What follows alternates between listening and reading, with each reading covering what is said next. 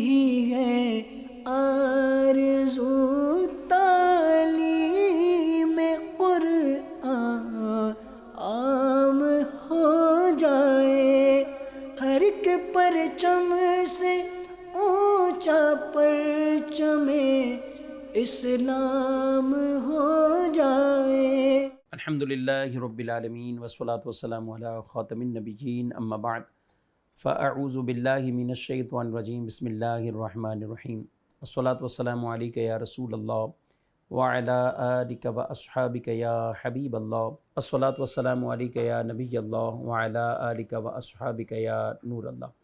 مدنی channel کے ناظرین، programme قرآنی صورتوں کا تعارف، اس میں آپ کو خوش آمدید کہتے ہیں، مرحبا کہتے ہیں۔ اللہ رب العالمین ہم سب کو قرآن مجید پڑھنے اور قرآن پاک کی تعلیمات پر عمل پیرا ہونے کی توفیق عطا فرمائے۔ ہمارے پیارے نبی صلی اللہ تعالیٰ علیہ وآلہ وسلم کا فرمان عظمت عالی شان ہے۔ قیامت کے دن تین طرح کے وہ اشخاص کہ جنہیں بروز محشر اللہ پاک اپنے عرش کا سایہ عطا فرمائے گا، ان میں سے پہلا وہ شخص ہے، ارشاد فرمایا کہ جو میرے کسی امتی کی پریشانی کو دور کرے، دوسرا وہ جو میری سنت کو زندہ کرے، تیسرا وہ جو مجھ پر کثرت سے درود بھیجے۔ صلو علی الحبیب صلی اللہ تعالی علی محمد صلی اللہ علیہ وآلہ وسلم۔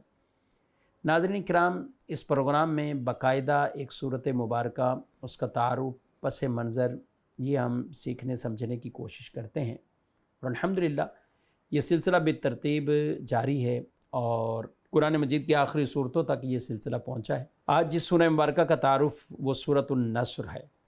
قرآن مجید فرقان حمید کی آخری صورتوں میں سے سورہ نصر ہے، اور اس کے بعد قرآن پاک کی مزید 4 صورتیں بقایا رہتی ہیں۔ 110 نمبر اس سورہ مبارکہ کا موجود ہے۔ ترتیب نزول کے اعتبار سے یہ سورت کا نمبر 114 ہے، یعنی یوں سمجھیں کہ آخری سورت جو 114 نمبر پر جو نازل ہوئی وہ سورہ نصر ہے، اور ترتیب تلاوت کے اعتبار سے اگر دیکھیں تو یہ سورہ مبارکہ کا نمبر 110 ہے۔ 30ویں پارے میں موجود ہے، 1 رکوع ہے اور 3 اس کی آیتیں ہیں۔ مقام نزول کی بات کریں تو یہ سورہ مبارکہ مدینہ منورہ میں نازل ہوئی، یعنی مدنی صورتوں میں سے ہے۔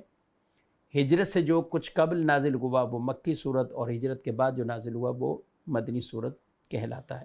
عربی میں مدد کو یہ نصر کہتے ہیں، نصرت بھی کہتے ہیں، اور اس سورہ مبارکہ کے شروع میں ہی چونکہ اذا جاء نصر اللہ کے کلمات ہیں، اس وجہ سے اس سورہ کا نام سورہ نصر ہوا۔ اس سورہ مبارکہ میں فتح مکہ کی بشارت دی گئی، اور پھر یہ بھی بتایا گیا کہ ان قریب گروہ در گروہ لوگ اسلام کی طرف آ جائیں گے، یعنی فوج در فوج، گروہ در گروہ لوگ اسلام میں داخل ہو جائیں گے، اور آپ صلی اللہ علیہ وسلم کو اللہ تعالیٰ کی پاکی بیان کرنے، تعریف بیان کرنے اور امت کے لیے مغفرت کی دعا مانگنے کا اللہ تعالیٰ نے حکم ارشاد فرمایا۔ سورہ نصر سے پہلے سورہ کافرون ہے۔ اس سورہ کافرون کے اندر اللہ پاک نے کفار کے بارے میں جو بیان فرمایا، یعنی اور انہیں کہا کہ تمہیں تمہارا دین اور ان کو ان کا دین، ہمیں ہمارے لیے ہمارا دین اور تمہارے لیے تمہارا دین، یعنی وہاں پر کفار اور مسلمان کے بارے میں بتایا گیا، اللہ کی عبادت کے بارے میں بتایا گیا، اور کفار کے بارے میں بھی کہا گیا۔ اس سورہ مبارکہ کے اندر گویا کہ یہ خبر دی کہ کافروں کا یہ دین مٹ جائے گا اور دین اسلام کو اللہ پاک وہ غلبہ عطا فرمائے گا۔ تو آئیے بڑھتے ہیں اس سورہ مبارکہ کے ترجمہ تفسیر سننے کی طرف۔ بسم اللہ الرحمن الرحیم، اللہ کے نام سے شروع جو نہایت مہربان رحمت والا ہے۔ اذا جاء نصر اللہ والفتح، جب اللہ کی مدد اور فتح آئے گی۔ وَرَأَيْتَ النَّاسَ يَدْخُلُونَ فِي دِينِ اللَّهِ أَفْوَاجًا، اور تم لوگوں کو دیکھو کہ اللہ کے دین میں فوج در فوج داخل ہو رہی ہیں۔ فَسَبِّحْ بِحَمْدِ رَبِّكَ وَاسْتَغْفِرْهُ إِنَّهُ كَانَ تَوَّابًا، تو اپنے رب کی تعریف کرتے ہوئے پاکی بیان کرو اور اس سے بخشش چاہو، بے شک وہ بہت توبہ قبول کرنے والا ہے۔ یعنی جب اللہ کی مدد آئے گی اور اللہ کی طرف سے وہ فتح آئے گی تو لوگ جوک در جوک، گروہ در گروہ، پوری فوجیں کہیں کہ وہ اسلام میں داخل ہو جائے۔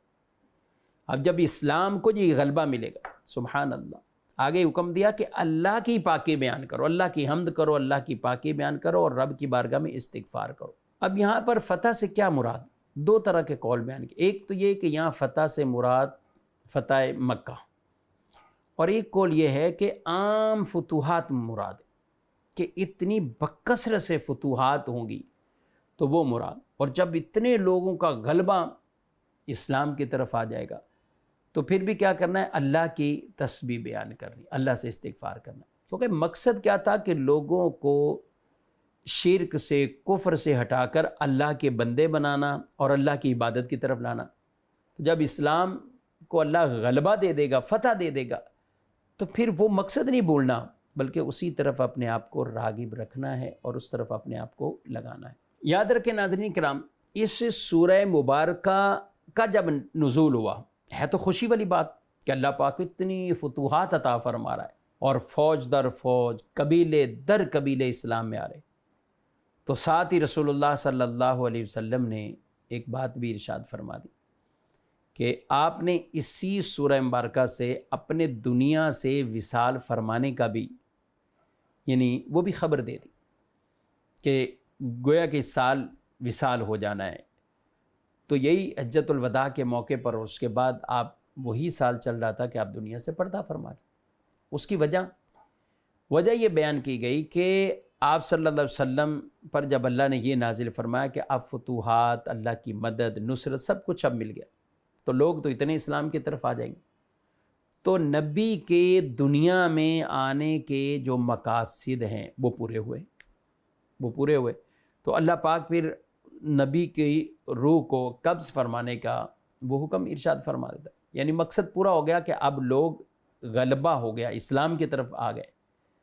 تو اس سے صورت مبارکہ سے بھی استدلال کے طور پر کہ فتوحات کا آنا اور گروہ در گروہ لوگوں کا اسلام میں آنا، گویا کہ یہ خبر دیتا ہے کہ رسول اللہ صلی اللہ تعالیٰ علیہ وآلہ وسلم اب دنیا سے ظاہری وصال فرما جائیں گے۔ اور ایک روایت میں ام حبیبہ رضی اللہ تعالیٰ عنہ بیان کرتی ہیں کہ جب یہ صورت اذا جاء نصر اللہ والفتح نازل ہوئی تو رسول اللہ صلی اللہ علیہ وآلہ وسلم نے ارشاد فرمایا کہ حضرت عیسیٰ بن مریم نے اپنی امت میں 40 سال گزارے اور میرے 20 سال پورے ہو چکے ہیں اور میں اس سال وصال کر جاؤں گا۔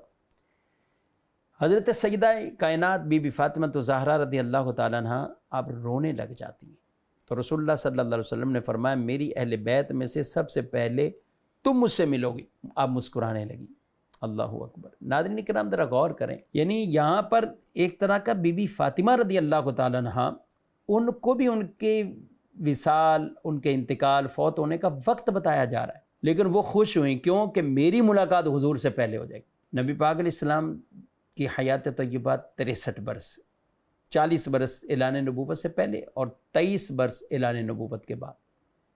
اچھا، بی بی فاطمہ رضی اللہ تعالیٰ عنہ کوئی عمر ان کی بہت زیادہ نہیں تھی، اور حضور فرما رہے ہیں آپ مجھ سے پہلے ملو گی۔ تو ایک وہ جو انہیں پہلے ایک دکھ ہو رہا تھا کہ نبی پاک صلی اللہ علیہ وسلم دنیا سے پردہ فرما رہے ہیں، تو ساتھ انہیں جب یہ پتہ چلا گویا کہ یہ ان کے انتقال اور وصال کی خبر ہے، لیکن وہ خوش ہو رہی ہیں کہ حضور سے ملاقات ہوگی صلی اللہ علیہ وسلم۔ انسان وہی کامیاب ہے جس نے اللہ کی رضا کو پا لیا۔ عمر زیادہ اللہ کی رضا نہیں ملی، اللہ کی خوشنودی والے کام نہ کر سکا، تو کیا فائدہ اس عمر کا؟ تو اس لیے کم عمر میں بھی سبحان اللہ صحابیات رضی اللہ تعالیٰ عنہ نے وہ درجہ پا لیا، اہل بیت نے وہ درجہ پا لیا، بی بی فاطمہ زہرا رضی اللہ تعالیٰ عنہ نے وہ درجہ پا لیا، وہ اعزاز انہیں حاصل ہو گیا۔ ایک اور حدیث پاک میں حضرت عبداللہ بن عباس رضی اللہ تعالیٰ عنہ بیان فرماتے کہ حضرت عمر رضی اللہ تعالیٰ عنہ نے رسول اللہ صلی اللہ علیہ وسلم کے اصحاب کے ساتھ مجھ سے کیا پوچھا؟ یہ حضرت عبداللہ بن عباس کہتے ہیں کہ اذا جاء نصر اللہ والفتح، اس سے متعلق سوال کیا۔ میں نے کہا یہ نبی پاک صلی اللہ علیہ وسلم کی اجل ہے، یعنی حضور صلی اللہ علیہ وسلم کی یہ وفات مبارکہ، وصال مبارکہ کے بارے میں خبر۔ ایک اور روایت میں کہ رسول اللہ صلی اللہ علیہ وسلم کی اجل ہے کہ جس کی اللہ نے رسول اللہ کو تعلیم دی تھی اور بتایا تھا کہ یہ آپ کی وفات کی علامت ہے، یعنی وصال مبارکہ کی علامت ہے، سو اپنے رب کی حمد کے ساتھ تسبیح کریں اور اس سے مغفرت طلب کریں، بے شک وہ بہت توبہ قبول کرنے والا ہے۔ یہاں پر جو ناظرین کرام ارشاد فرمایا گیا دوسری آیت مبارکہ میں، اور تم لوگوں کو دیکھو کہ اللہ کے دین میں فوج در فوج داخل ہو رہے ہیں۔ اب یہاں پہ چند باتیں عرض کرتے ہیں۔ صحابہ کرام علیہ مردوان کی تعداد 5 یا 7 نہیں بلکہ ہزاروں میں، 5 یا 7 نہیں، ہزاروں میں۔ فتح مکہ کے موقع پر اور فتح مکہ کے بعد جو ایمان لانے والے جنہوں نے ایمان قبول کیا، حضرت ابو سفیان، حضرت امیر معاویہ، حضرت وحشی، سب ہی اسی آیت میں شامل ہیں رضی اللہ تعالیٰ عنہم اجمعین۔ ایک یہ کہ اس آیت میں فتح مکہ کے موقع پر یہ ایک غیبی خبر دی گئی کہ اب ہر طرف سے مختلف جگہوں سے لوگ گروہ در گروہ نبی پاک صلی اللہ علیہ وسلم کی بارگاہ میں حاضر ہوں گے، اور حضور صلی اللہ علیہ وسلم کی غلامی کا انہیں ایسا شوق ہوگا کہ وہ شرف اسلام سے مشرف ہو جائیں گے۔ اور اس سے یہ بھی پتہ چلا کہ نبی پاک صلی اللہ علیہ وآلہ وسلم کو یہ علم تھا کہ فتح مکہ آپ ضرور دیکھیں گے، فتح مکہ آپ ضرور دیکھیں گے۔ یہ کتنی بڑی کامیابی اور اعزاز ہے۔ آپ علیہ الصلوۃ والسلام نے لوگوں کو جو تبلیغ فرمائی، کفر سے، شرک سے باز رہنے کی تلقین کرتے رہے اور عقیدہ آخرت یاد دلایا کہ مرنا ہے، مرنے کے بعد اٹھایا جائے گا۔ لیکن وہی کفار مکہ آپ کو وہاں سے نکلنے پر مجبور کر دیا، کیونکہ وہ میٹنگ کر چکے تھے اور اللہ نے ان کے ارادوں کی خبر حضور اکرم صلی اللہ علیہ وسلم کو عطا فرما دی۔ اب وہ کیا میٹنگ کر چکے تھے کہ ہم یا تو انہیں شہید کر دیں، یا انہیں قید کر دیں، یا پھر انہیں وطن سے نکال دیں۔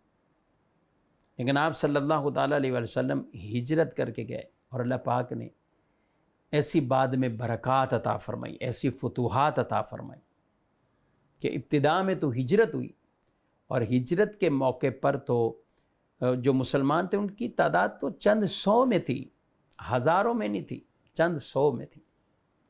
یہی وجہ ہے کہ غزوہ بدر میں ہم دیکھتے ہیں تو مہاجرین صحابہ کی تعداد 100 بھی پوری نہیں، اس لیے کل ملا کر 313 کا جو فگر بیان کیا گیا، ورنہ 100 بھی نہیں، بقیہ انصار صحابہ تھے۔ اب آپ صلی اللہ تعالیٰ علیہ وآلہ وسلم آپ نے ہجرت فرمائی، مدینہ منورہ میں آ گئے، غزوہ بدر ہے، اس کے بعد غزوہ احد ہے، غزوہ حنین ہے، دیگر ایسے واقعات ہوتے، اور پھر اللہ نے یہ فتح مکہ بھی عطا فرما دیا۔ اب دیکھیں چند سال بعد ہی ہزاروں کے لشکر میں رسول اللہ صلی اللہ علیہ وسلم مکہ فتح کرنے کے موقع پر آپ تشریف لے آئے، اور اگلے سال 9 ہجری حج باقاعدہ شروع کیا، لیکن آپ صلی اللہ علیہ وسلم نے 10 ہجری کو حج کیا تو اس وقت 1 لاکھ سے زائد صحابہ موجود تھے۔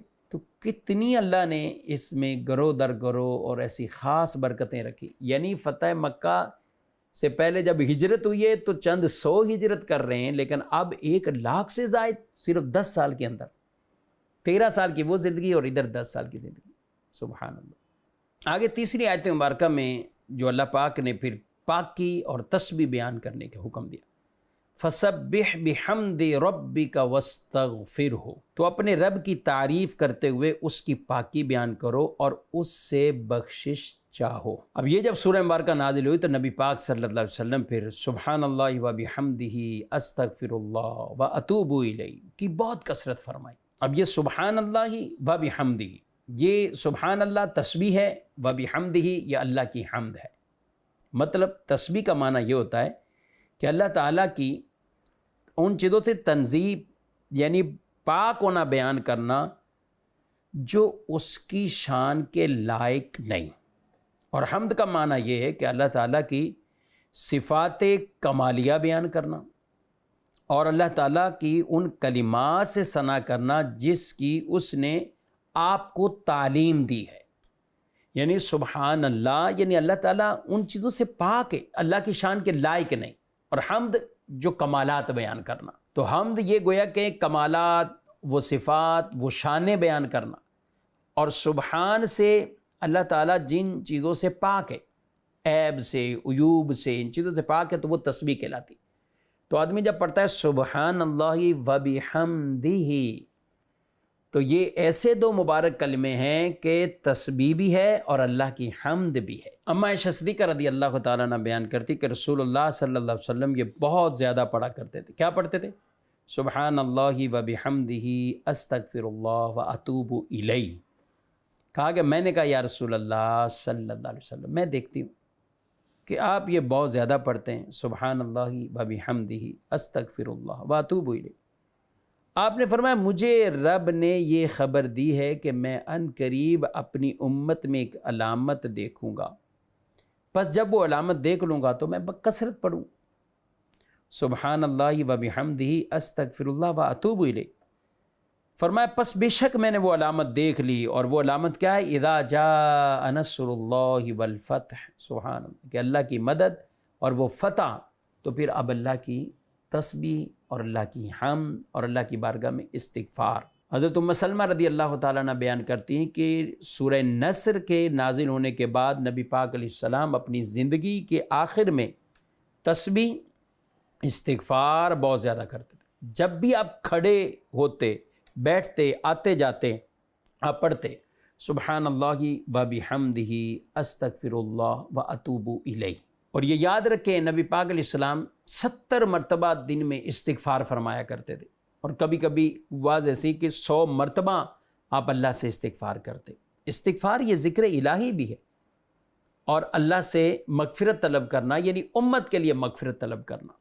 آپ استغفار بھی کرتے تھے، سبحان اللہ، اور یہ ہمیں تعلیم دی ہے۔ آج ہم امتی آقا صلی اللہ علیہ وسلم کی اس حکم پر اور حضور کے اس عمل پر ہمیں بھی عمل کرنا چاہیے اور استغفار کرنا چاہیے۔ آپ نے فرمایا اے لوگو، اللہ سبحانہ تعالیٰ کی طرف توبہ کرو، کیونکہ میں ایک دن میں 100 مرتبہ اس کی طرف توبہ کرتا ہوں، رجوع لاتا ہوں۔